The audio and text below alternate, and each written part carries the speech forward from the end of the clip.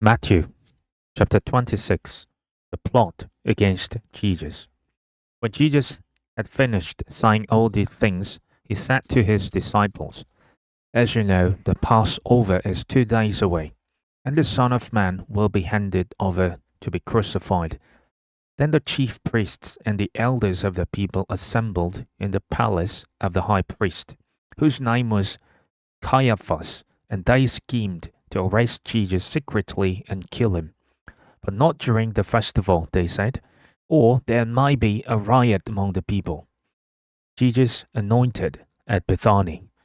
While Jesus was in Bethany, in the home of Simon the leper, a woman came to him with an alabaster jar of very expensive perfume, which she poured on his head as he was reclining at the table. When the disciples saw this, they were indignant. "Why this waste?" they asked. "This perfume could have been sold at a high price, and the money given to the poor." Aware of this, Jesus said to them, "Why are you bothering this woman? She has done a beautiful thing to me.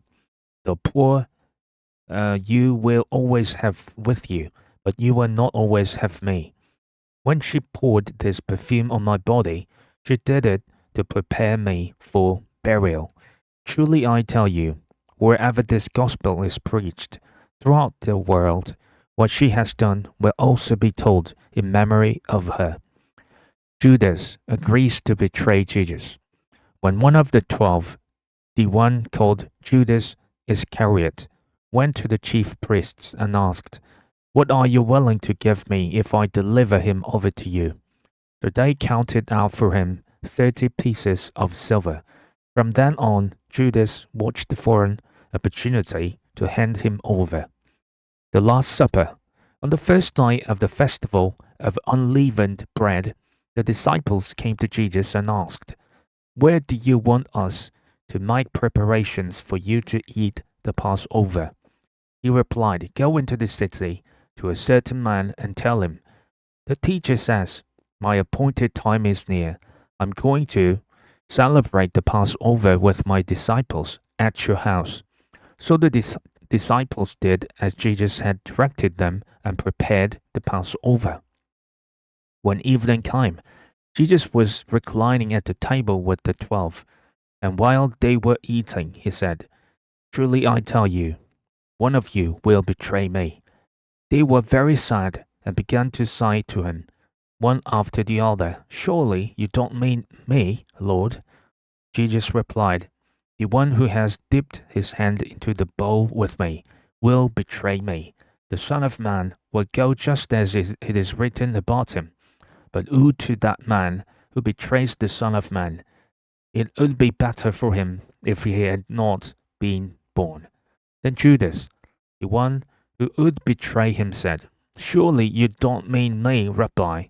Jesus answered, "You have said so."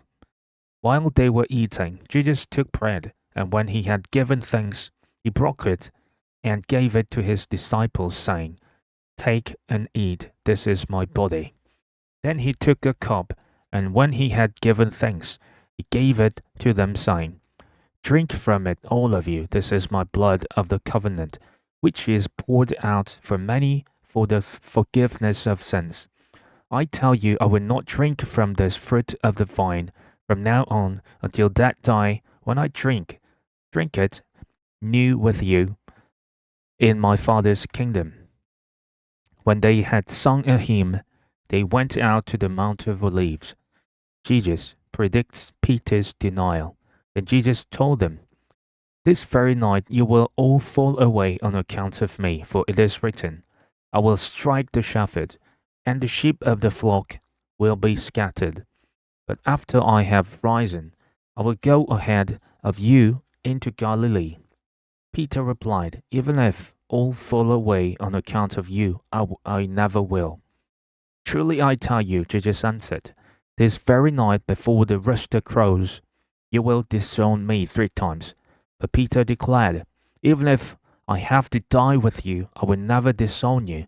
And all the other disciples said the same.